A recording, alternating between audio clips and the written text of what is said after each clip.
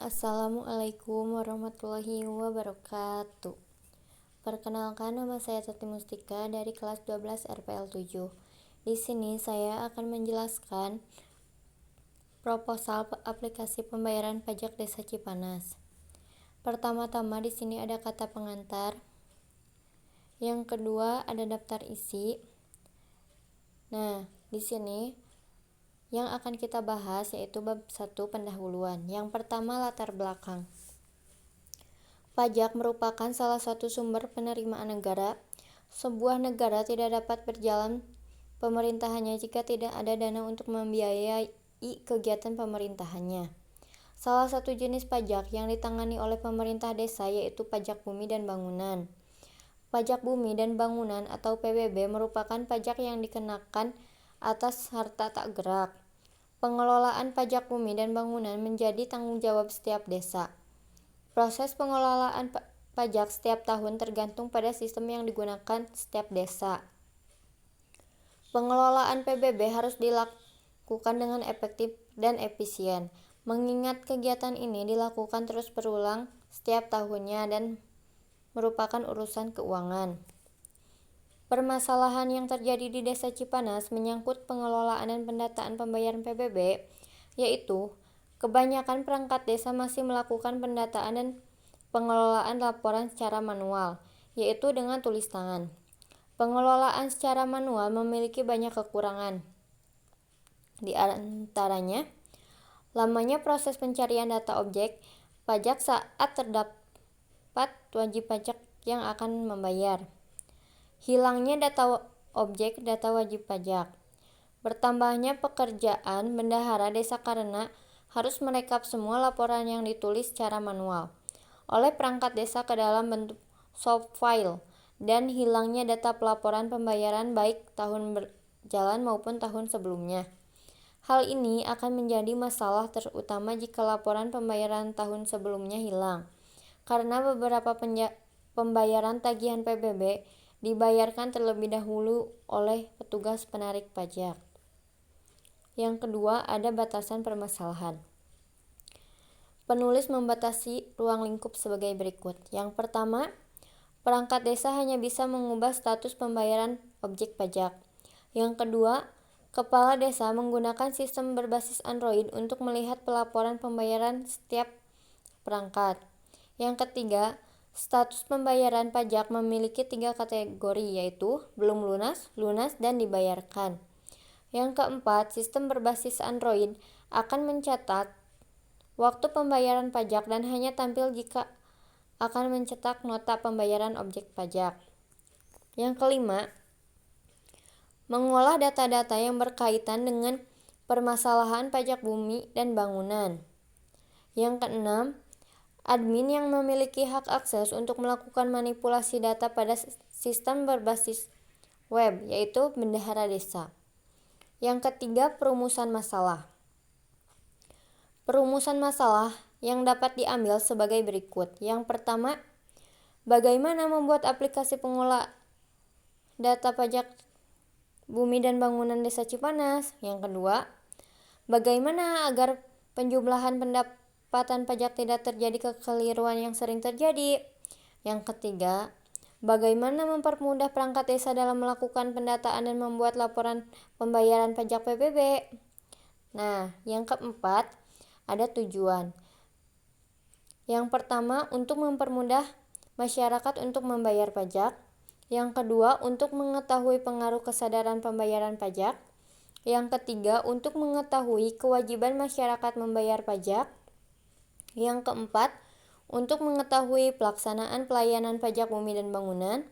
Yang kelima, untuk mengetahui hambatan-hambatan dalam melakukan pelayanan pajak bumi dan bangunan. Yang kelima, ada sasaran. Adapun sasarannya yaitu untuk memberikan metode terbaru dari pembayaran pajak desa dan menyediakan akses yang lebih mudah kepada masyarakat dan pegawai desa. Bab 2. Pemahaman umum. Yang pertama, ada analisis masalah. Masalah pembayaran pajak Desa Cipanas yaitu banyaknya warga yang kurang kesadaran akan membayar pajak. Hal itu akan berdampak pada dana kegiatan pemerintahan dan juga Ada beberapa warga yang malas mengantri jika ingin membayar pajak. Analisis masalah adalah kajian untuk mengetahui penyebab timbulnya masalah yang ada di pembayaran pajak Desa Cipanas tersebut. Berdasarkan dengan pengertian analisis, masalah dapat disimpulkan adalah: yang pertama, bagaimana cara untuk meningkatkan kualitas pelayanan? Yang kedua, bagaimana pegawai melayani masyarakat masih dengan cara manual? Yang ketiga, bagaimana konsumen melakukan antrian ketika transaksi karena belum adanya aplikasi sehingga pelayanan menjadi tidak efisien? Dan yang kedua, ada solusi. Solusi agar warga Desa Cipanas tidak mengantri dalam membayar pajak desa. Oleh karena itu, dengan seiringnya berkembangan kemajuan teknologi, saya menyesuaikan pembayaran pajak melalui aplikasi. Ada juga bab 3, yaitu perancangan dan pelaksanaan. Biaya proyek dari web developer sampai token listrik itu mencapai total anggaran 3.550.000. Adapun juga yang kedua, jadwal proyek. Yang pertama, perencanaan,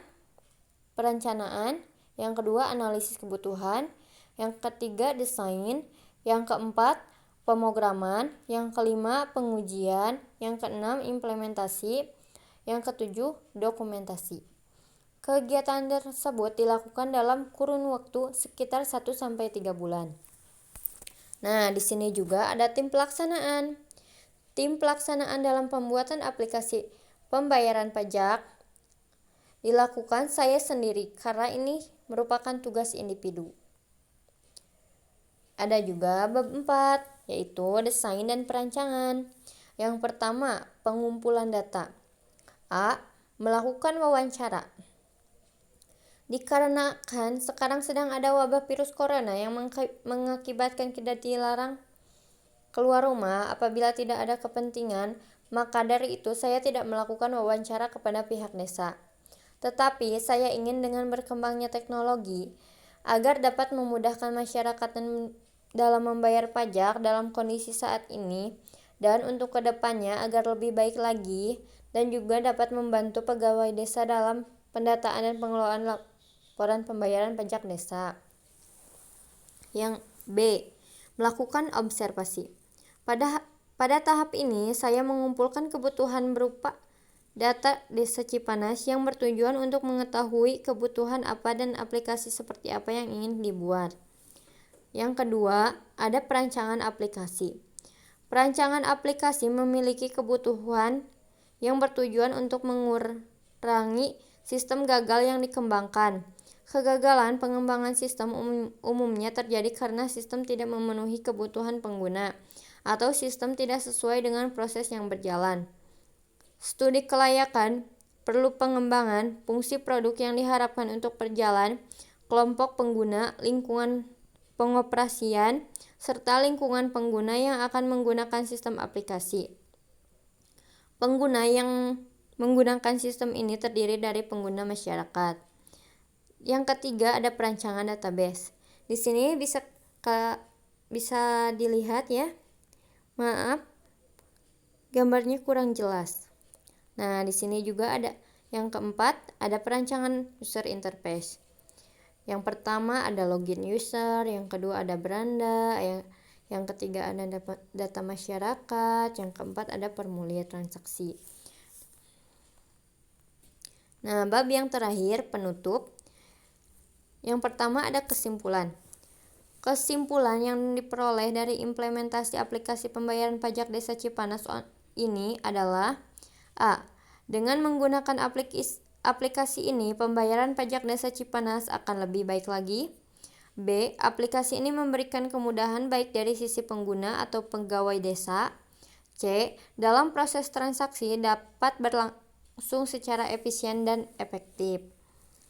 Nah, yang kedua ada saran atau kritik. Setelah aplikasi ini dibuat, didapatkan beberapa saran penting yang perlu diperhatikan untuk mengembangkan lebih lanjut, di antaranya: A. Aplikasi ini bisa dikembangkan dengan mudah, menambah menu lain. B. Aplikasi ini masih sangat sederhana. Diharapkan dapat dikembangkan lagi menjadi sebuah aplikasi yang menarik.